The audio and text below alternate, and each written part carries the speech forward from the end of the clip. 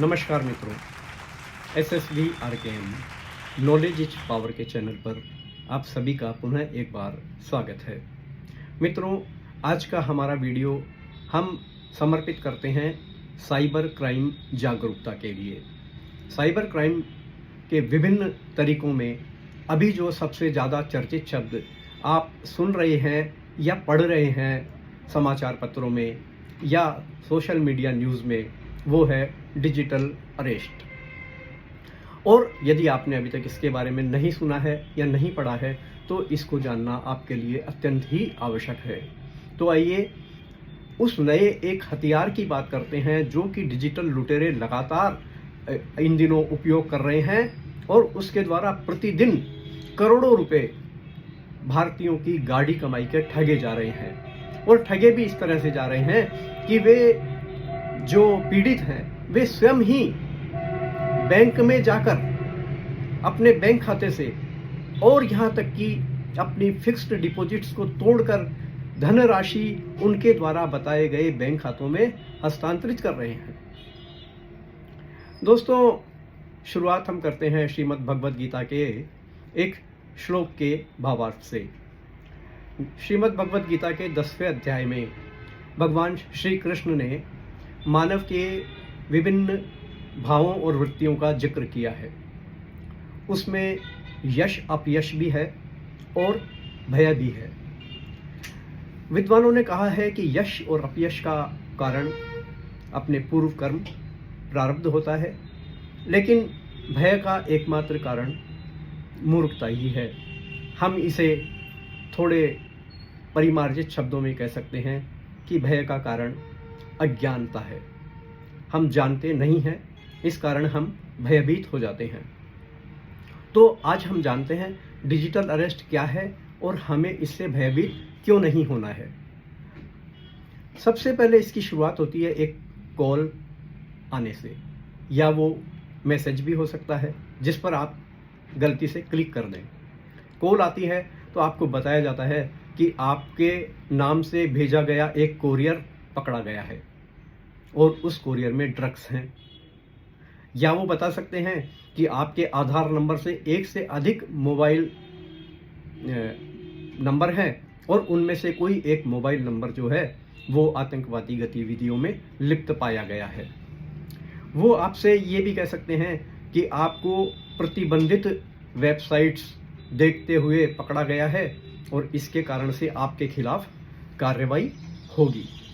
या वो आपको ये कह सकते हैं कि आपका बैंक खाता जो है उससे मनी लॉन्ड्रिंग हो रही है, अर्थात अवैध तरीके से धन का उसमें आगमन और गमन विदेश में हो रहा है। दोस्तों, यदि आप उनकी बातों में आ गए तो यदि आपने उनके साथ ये बात कंटिन्यू कर ली तो उसके पश्चात वो तुरंत वो सीबीआई अफसर बन जाएंगे, वो ईडी अफसर बन जाएंगे, वो रिजर्व बैंक ऑफ इंडिया के अफसर बन जाएंगे और आपको कहा जाएगा कि आप जो है अपना व्हाट्सएप वीडियो ऑन कर लीजिए। और जैसे ही आप व्हाट्सएप वीडियो ऑन करेंगे, आप उनके वहाँ जो ऑफिसेज उन्होंने बना रखे हैं, जो उनका वहाँ बनावट है, जो सारी सब कुछ फर्जी है, उसके भ्रम में पड़ जाएंगे। और उसी वक्त, क्योंकि आपके बारे में सारी जानकारियां उनके पास में पहले से ही है, आपके नाम से एग्जैक्ट कुछ दस्तावेज भेज दिए जाएंगे जिसमें आपके नाम का जिक्र होगा और ये होगा कि आपने क्या अपराध किए हैं। वो अपराध जो आपने कभी किए ही नहीं, जिनके बारे में, जिस कोरियर के बारे में आपने कभी जाना ही नहीं, आपने कभी भेजा ही नहीं, वो सब आपके सामने आ जाएंगे। उन दस्तावेजों को देखकर आपका भय और भी बढ़ जाएगा। तभी उनमें से जो है एक व्यक्ति आपको सांत्वना देगा और वो यह बताएगा कि मामला अभी हमारे ही हाथ में है, हम आपको बचा सकते हैं। और वो आपको कोऑपरेट करने के लिए बोलेगा कि जैसे जैसे हम कह रहे हैं आप कोऑपरेट कीजिए, अन्यथा आपकी गिरफ्तारी निश्चित है। आपको किस बात का भय दिखाया जाएगा? आपको भय दिखाया जाएगा कि या तो आप या आपके परिजन वो अपयश के शिकार हो सकते हैं, वो गिरफ्तार हो सकते हैं। और इवन यहाँ तक कि आपकी जान को खतरा भी बताया जाएगा। और वो आपको विवश करेंगे कि आप मोबाइल में जो वीडियो आपने ऑन किया है वो बिल्कुल बंद नहीं करें। इवन आप 24 घंटे उसको ऑन रखेंगे, क्योंकि उन्होंने कहा है कि आप डिजिटल अरेस्ट हैं, आप इसको बंद नहीं कर सकते। इसको बंद करते ही जैसे कि आपके ऊपर कोई मुसीबतों का पहाड़ टूट पड़ेगा, ऐसा वो बताने का भरपूर प्रयास करेंगे। और तत्पश्चात क्या होगा? तत्पश्चात ये होगा कि वो आपको अपने बैंक खाते से एक भारी भरकम राशि अपने बैंक खाते में ट्रांसफ़र करने के लिए बोलेंगे। कहा जाएगा कि ये बैंक राशि का सत्यापन होगा, रिजर्व बैंक ऑफ इंडिया का लेटर भी आ जाएगा। आपको मुंबई पुलिस या किसी भी एक बड़े शहर की पुलिस से भी कनेक्ट कर दिया जाएगा, रिजर्व बैंक के ऑफिस से भी, जैसे कि जो कि सब फर्जी हैं, उससे कनेक्ट कर दिया जाएगा। वहाँ से आपके पास में लेटर आ जाएगा, बिल्कुल उसी तरह का जैसे कि वो सत्य ही हो। और यदि आप उनके जाल में फंस गए तो आप अपने गाढ़ी कमाई के ये रुपए यह मानकर कि वो सत्य हैं, उनके बताए गए खातों में ट्रांसफ़र कर देंगे। और इस दौरान वो आपको कोई मौका भी नहीं देते कि आप किसी से बात करें, आप किसी से सहयोग लें, क्योंकि आपका फ़ोन तो उन्होंने एक तरह से हैक किया हुआ है, उसके ऊपर तो निरंतर वीडियो चल रहा है। और मानसिक रूप से व्यक्ति जब ये सब चीज़ें देखता है तो इतना पजल्ड हो जाता है कि मैं कहूँ उनका दिमाग काम करना बंद कर देता है। ये एक तरह से सम्मोहन की सी भी अवस्था मानी जा सकती है। तो दोस्तों, इसका उपाय क्या है? हम इससे बचें कैसे? देखिए, सबसे बेहतर उपाय तो यही है कि कोई भी अनजान कॉल आप लीजिए ही मत। अनजान मैसेज के किसी भी लिंक पर क्लिक मत कीजिए।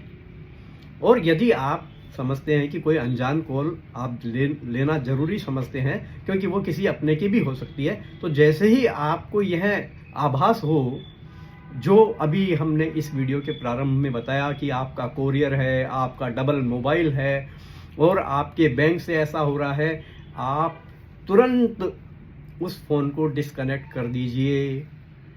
आपको उनको कुछ ज्ञान देने की आवश्यकता नहीं है, न उनको कुछ अपशब्द बोलने की आवश्यकता है। आप सिर्फ फ़ोन को डिस्कनेक्ट कर दीजिए। और वीडियो तो किसी भी अवस्था में ऑन ही मत कीजिए। और कोई वीडियो कॉल अगर कभी भी आती है अनजान नंबर से, आप ये गांठ बांध दीजिए दोस्तों कि उसको तो कभी उठाना ही नहीं है।